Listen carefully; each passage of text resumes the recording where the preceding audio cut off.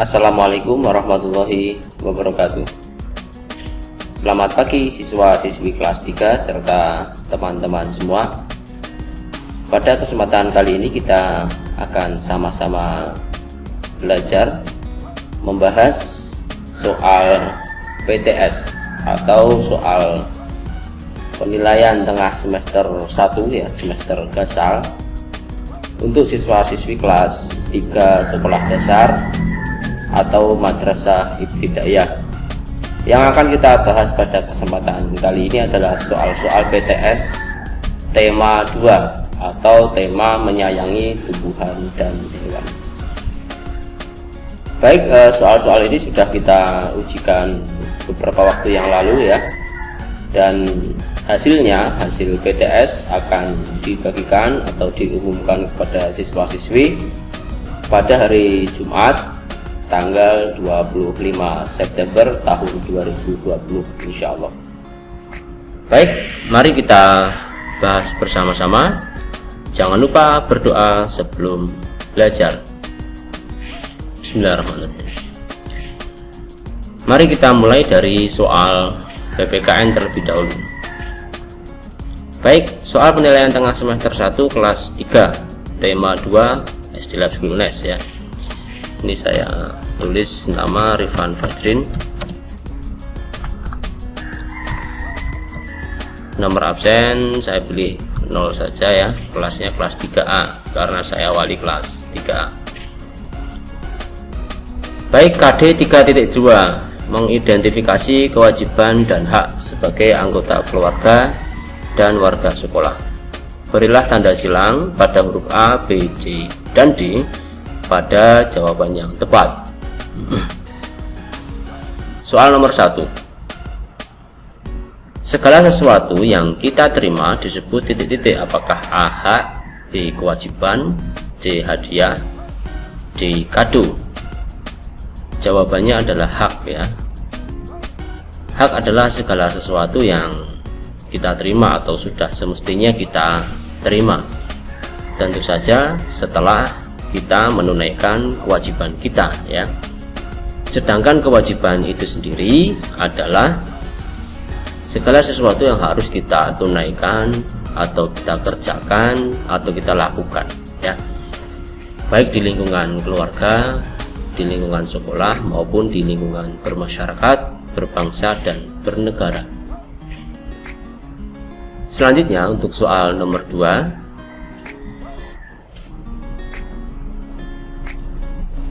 Sikap kita terhadap keanekaragaman budaya adalah titik-titik.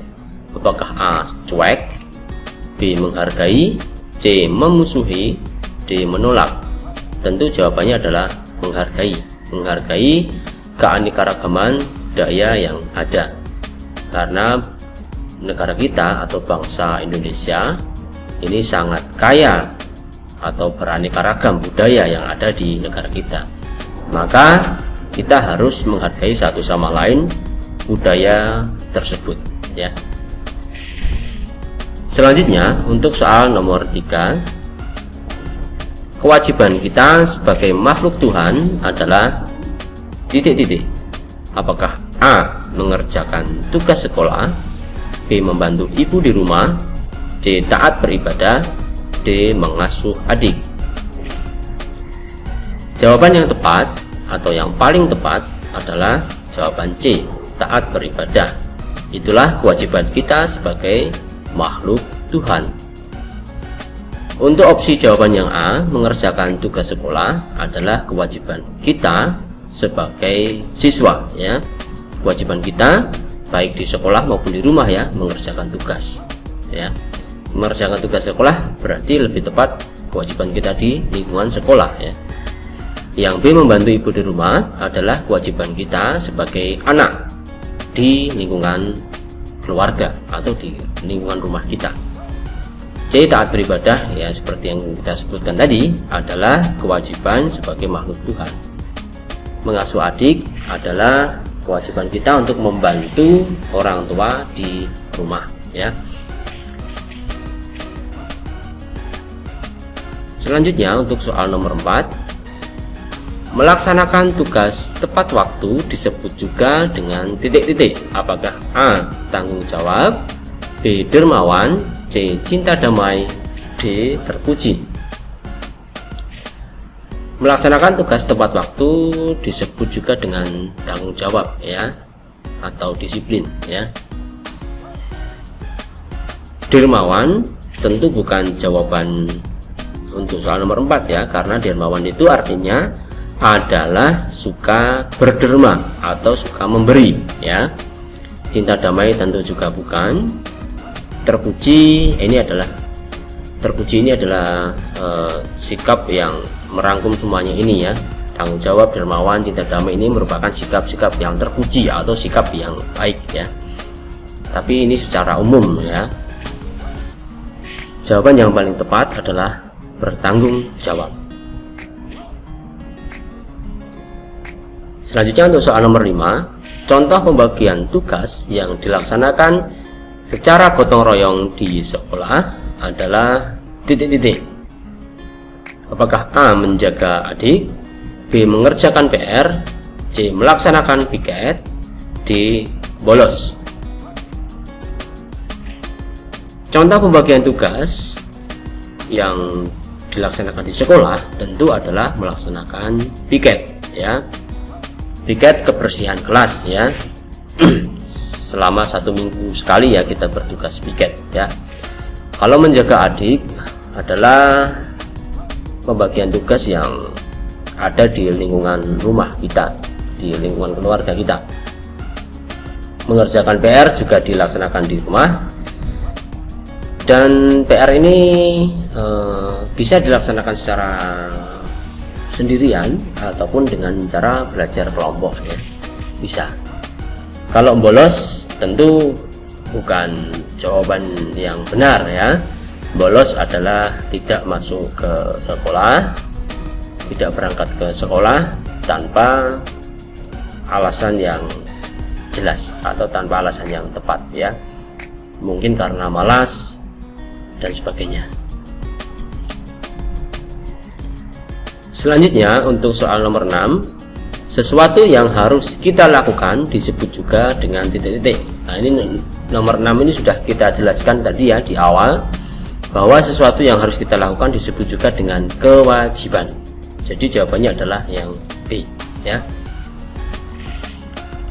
Nomor 7, hak anak-anak di rumah adalah mendapatkan titik-titik.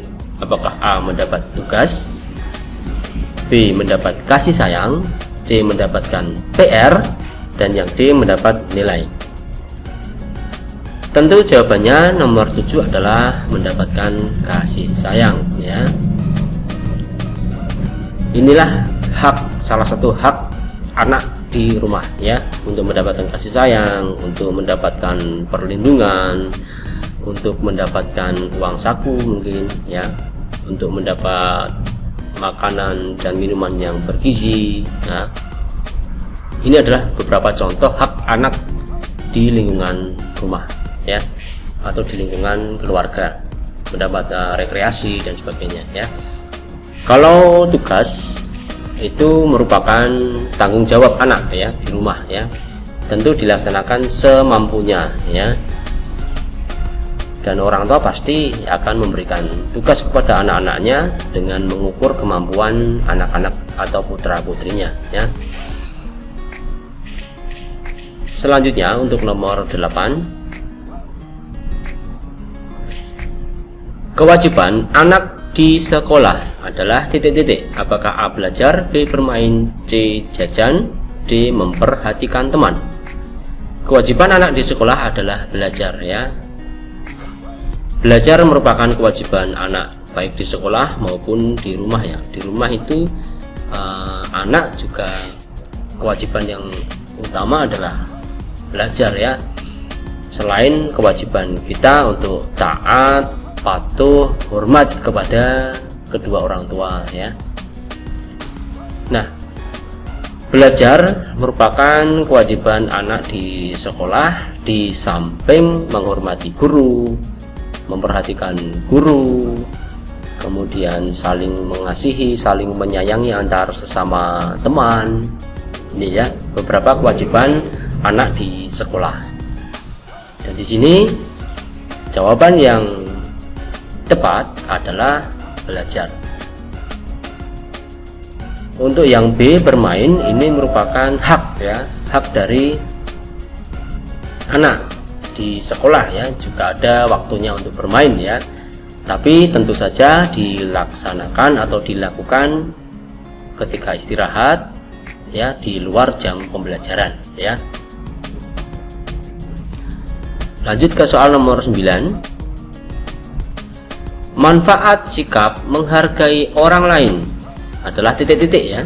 Apakah A, tercipta pertengkaran? Ini tentu salah ya. Bukan itu manfaat menghargai orang lain ya. Acuh tak acuh juga bukan.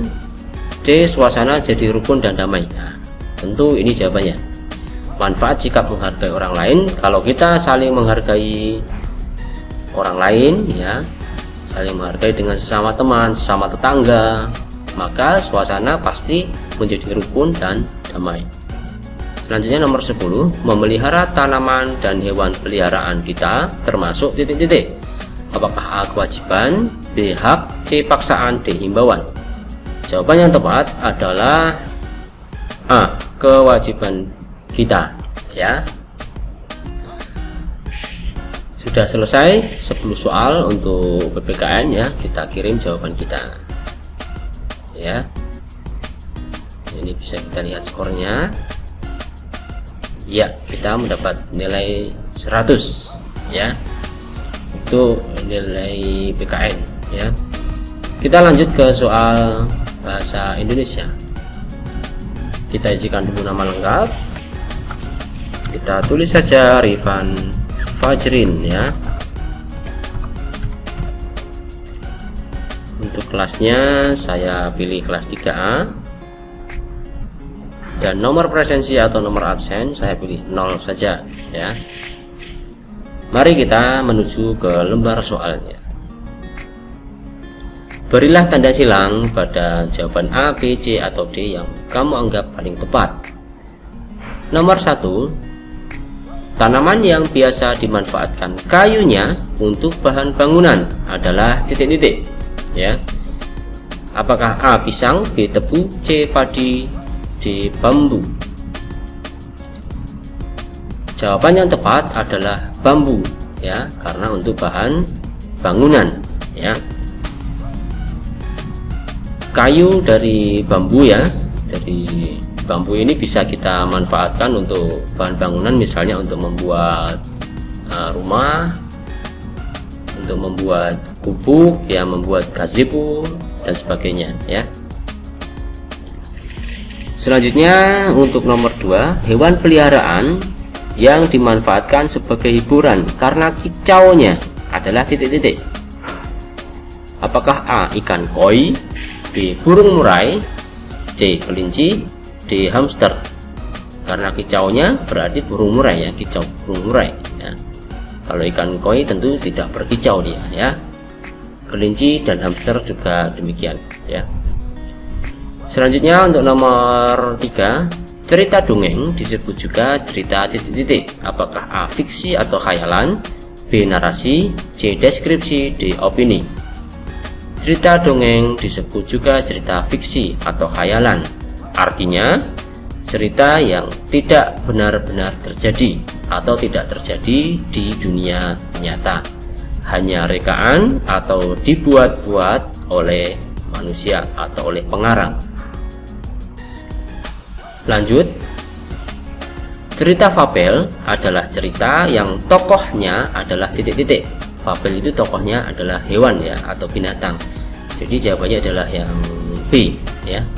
Oke, yang B. Nomor selanjutnya, watak seorang tokoh dalam sebuah cerita dapat diketahui dari hal-hal berikut ini, kecuali titik-titik.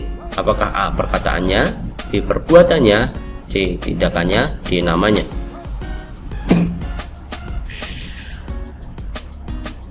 Jawaban yang tepat adalah namanya ya, karena kecuali ya. Jadi watak seorang tokoh dalam sebuah cerita itu bisa kita ketahui dari perkataannya ya. Kalau dia berkata halus, lembut, ya, dia biasanya berwatak ya, wataknya baik ya, watak halus ya, sopan begitu. Perbuatannya ini jelas ya, jelas seseorang yang perbuatannya terpuji ya, tentu dia wataknya ya juga terpuji juga, wataknya baik juga ya. Tindakan itu sama dengan perbuatannya ya. Nah, kalau namanya belum tentu ya, nama bisa sama tetapi watak bisa berbeda ya. Si A ya bisa berwatak baik, bisa juga berwatak buruk ya. Ini jadi tidak tergantung namanya ya. Selanjutnya, kau pasti tidak akan bisa mengalahkanku dalam lomba lari, kata kelinci kepada kura-kura. Dari perkataan kelinci kita tahu bahwa kelinci memiliki watak apakah A pemalu, B sombong, C rendah hati, D cerdik. Ini berwatak sombong ya, kelinci ya. Iya. Nah, ini adalah salah satu contoh bagaimana kita mengetahui watak tokoh, dalam hal ini kelinci, berdasarkan perkataannya ya. Kita bisa tahu dari perkataan kelinci ini, kita bisa tahu wataknya ya. Memang sudah pasti kelinci ini lebih cepat larinya daripada kura-kura ya, tapi ketika itu diucapkan ya, bisa dikatakan kelinci ini berwatak sombong ya, apalagi untuk mengejek ya, dengan nada mengejek. Nah, ini selanjutnya, kalimat tanya harus diakhiri dengan tanda titik-titik. Apakah A titik, B koma, C seru, D tanya? Tentu kalimat tanya ya diakhiri dengan tanda tanya ya. Tanda seru itu untuk mengakhiri kalimat perintah ya. Koma ini berarti kalimatnya belum selesai.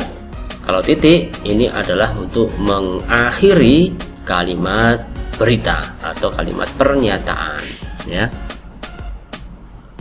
Lanjut, kata tanya yang digunakan untuk menanyakan jumlah adalah titik-titik. Nah, jumlah berarti berapa ya?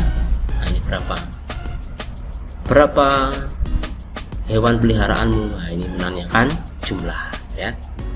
Kamu beli buku berapa? Menanyakan jumlah atau harga ya. Ini berapa? Cukup jelas untuk soal nomor 8 ini ya. Sekarang nomor 9. Kegiatan tanya jawab yang dilakukan oleh seorang wartawan dengan seorang narasumber untuk mencari informasi disebut dengan titik-titik. Apakah A kuis, B tebak-tebakan, C wawancara, D pidato? Ada wartawan, ada narasumber, mencari informasi berarti wawancara ya. Ini cukup jelas. Selanjutnya nomor terakhir, nomor 10, melengkapi kalimat tanya ya. Titik-titik, kamu akan pergi ke Surabaya? Tanya Widya kepada Heni.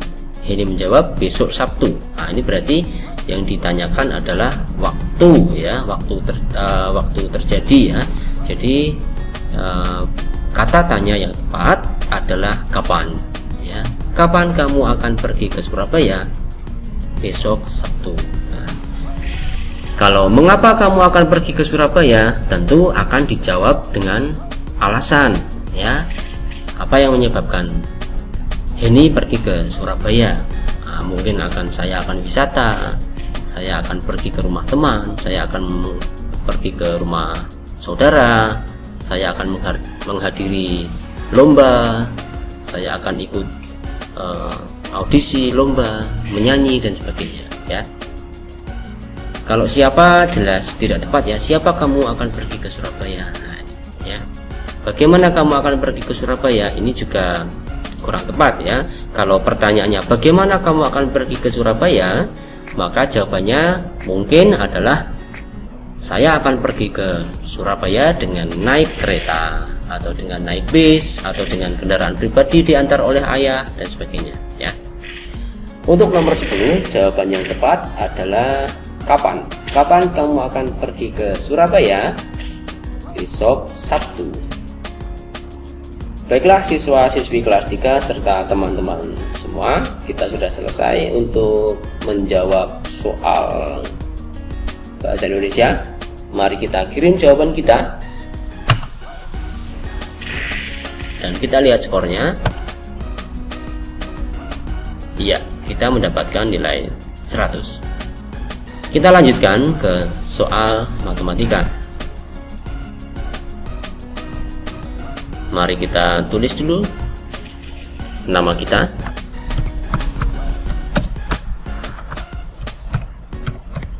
Ya, kelasnya 3A.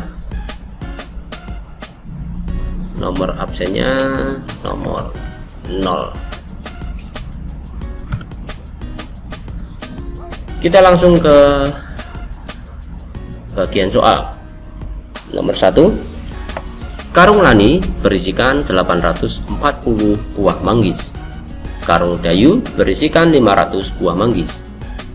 Jumlah manggis Lani dan Dayu ditulis dalam bentuk penjumlahan dengan pertukaran adalah titik-titik.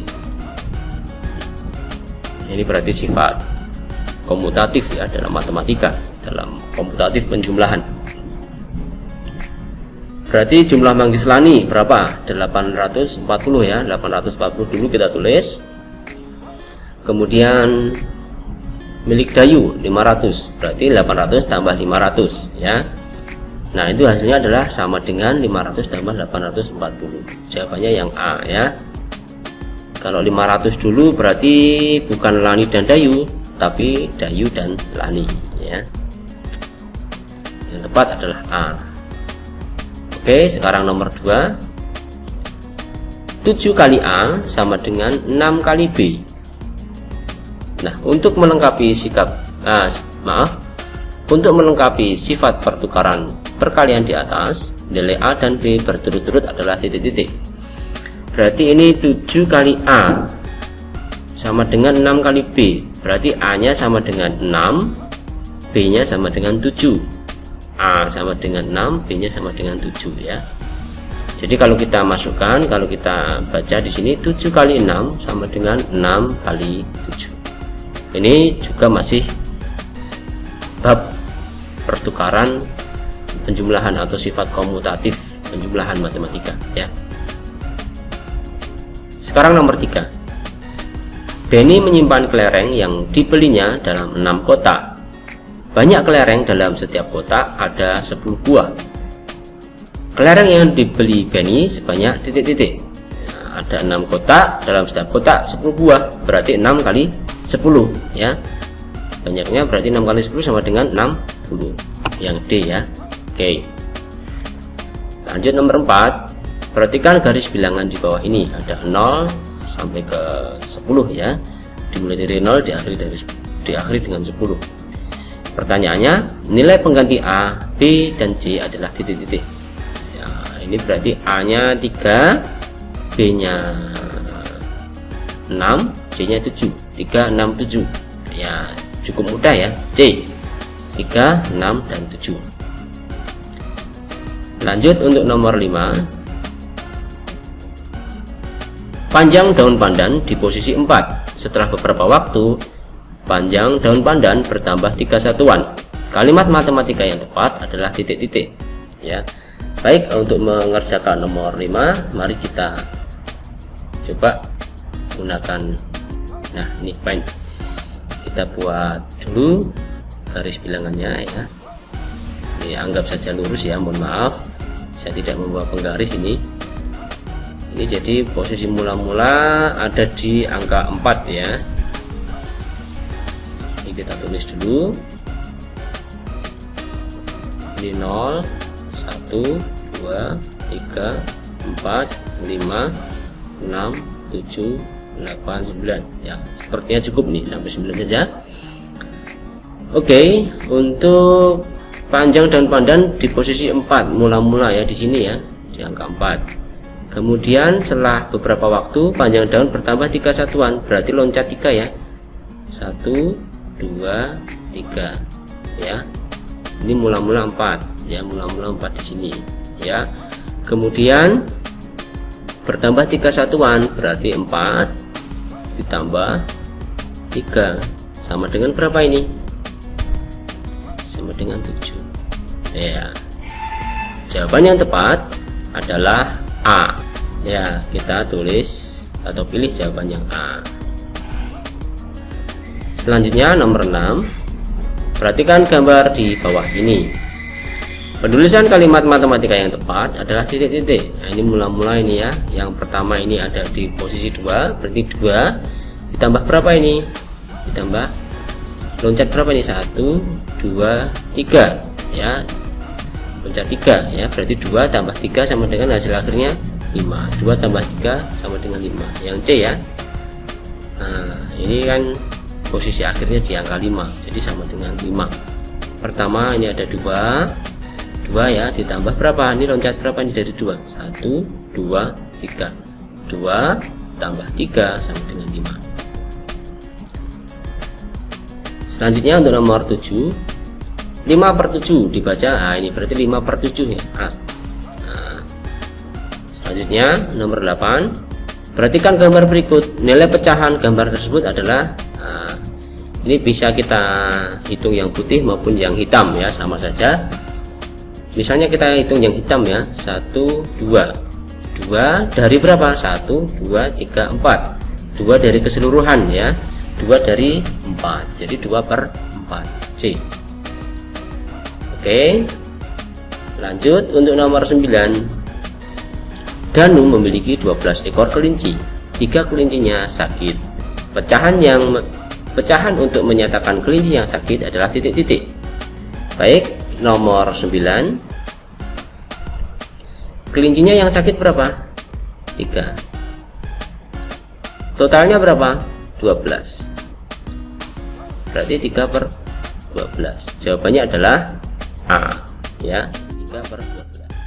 Mari kita pilih jawaban A, 3/12. Oke, lanjut untuk soal nomor 10. Pecahan yang senilai dengan 4/5 adalah titik-titik. Apakah A 8/10, B 10/8, C 4/10, D 5/10? Oke, kita tulis saja di sini. Untuk mencari pecahan yang senilai dengan 4/5, kita bisa mengalihkan pembilang dan penyebutnya dengan angka yang sama. Misalnya kita kalikan 2 ya. Kita kalikan 2 kali 2, pembilangnya kita kali 2, penyebutnya kali 2. 4 kali 2 sama dengan 8, 5 kali 2 sama dengan 10 ya. Jadi 4/5 itu senilai dengan 8/10. Misal kalau kita kalikan 3 ya, yang senilai juga 4 kali 3, 5 kali 3. 4 kali 3 itu 12, 5 kali 3 15. Jadi 4/5 itu senilai juga dengan 12/15 ya. Senilai juga 4/5 senilai dengan 8/10, senilai juga dengan 12/15 ya. Jadi jawabannya adalah A. Mari kita pilih jawaban A. Ya, kita sudah selesai. Mari kita kirim jawaban kita. Ya, tidak terlihat skornya ya. Oke, selanjutnya soal penilaian tengah semester tema 2 untuk mata pelajaran SPDP. Nama siswa kita tulis terlebih dahulu ya. Ini hanya untuk pembahasan saja, maka saya tulis nama saya ya. Kelasnya 3A. Nomor absennya saya tulis 0 saja ya. Oke, soal nomor 1. Lagu Lihat Kebunku menceritakan tentang titik-titik. Nah, berarti aneka bunga di kebun ya. Lihat kebunku penuh dengan bunga. Nah, ini. Selanjutnya nomor 2, buah-buahan yang tidak disebutkan dalam lagu pepaya, mangga, pisang, jambu adalah titik-titik ya, tidak disebutkan ya. Jadi ada Rambutan, ya rambutan disebutkan. Jeruk juga ada, duku ada, ya tidak berarti apel ya. Jawabannya adalah D. Lanjut nomor 3. Rangkaian nada-nada yang teratur membentuk titik-titik. Apakah A membentuk lagu, B membentuk puisi, C tempo, D nyanyi? Rangkaian nada berarti membentuk lagu ya. Kalau puisi ini jelas bukan. Puisi ini terdiri dari kata-kata ya. Kalau tempo itu adalah cepat atau lambat ya. Jadi bukan rangkaian nada. Kalau nyanyi jelas salah. Jadi jawabannya adalah A.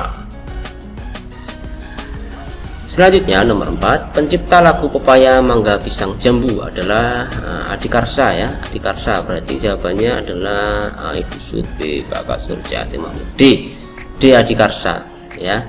Oke. Sekarang nomor 5. Pencipta lagu Lihat Kebunku.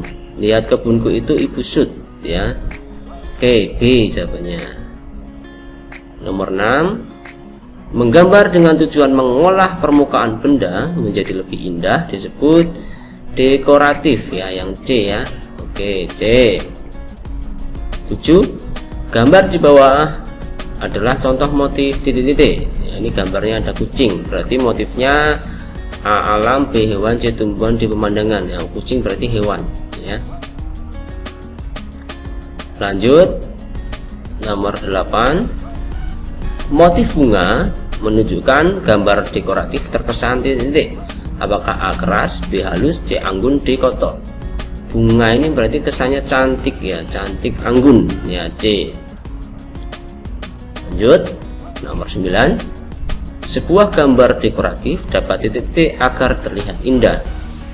Apakah A dapat dihias agar terlihat indah, B dapat dihapus agar terlihat indah, C digunting, apakah D dibuang? Jadi dihias ya, dihias agar terlihat indah. Lanjut ke soal terakhir nomor 10. Gambar dekoratif dapat dibuat untuk titik-titik. Nah, dekoratif itu untuk mempercantik ruangan ya, atau memperindah ruangan. Apa yang mana nih? Yang A memperluas, ini tidak, memperkecil juga tidak, memperlebar ruangan tidak. Nah, ini yang D. Baik ya, sudah selesai ya soal SPDP. Mari kita kirim jawaban kita. Apakah terlihat skornya? Tidak ada terlihat skornya ya. Baik, demikianlah teman-teman siswa-siswiku kelas 3 yang berbahagia. Itulah tadi pembahasan soal PTS atau penilaian tengah semester dasar atau semester 1 untuk tema 2 atau tema menyayangi tumbuhan dan hewan. Mudah-mudahan bermanfaat ya bagi anak-anak yang sudah mendapat nilai yang bagus pada PTS lalu. Tingkatkanlah prestasi kalian. Dan bagi teman-teman atau anak-anak yang belum mendapat nilai yang bagus, belum mendapat nilai yang memuaskan, jangan terlalu bersedih, jangan berkecil hati. Masih ada banyak sekali kesempatan untuk memperbaiki diri dengan cara tambah giat dan tambah tekun dalam belajar. Pasti kalian akan mendapatkan hasil belajar yang lebih memuaskan, yang membanggakan diri sendiri, orang tua maupun guru-guru di sekolah. Terima kasih. Saya undur diri. Sekian dulu ya. Jangan lupa berdoa setelah selesai melakukan sesuatu. Assalamualaikum warahmatullahi wabarakatuh.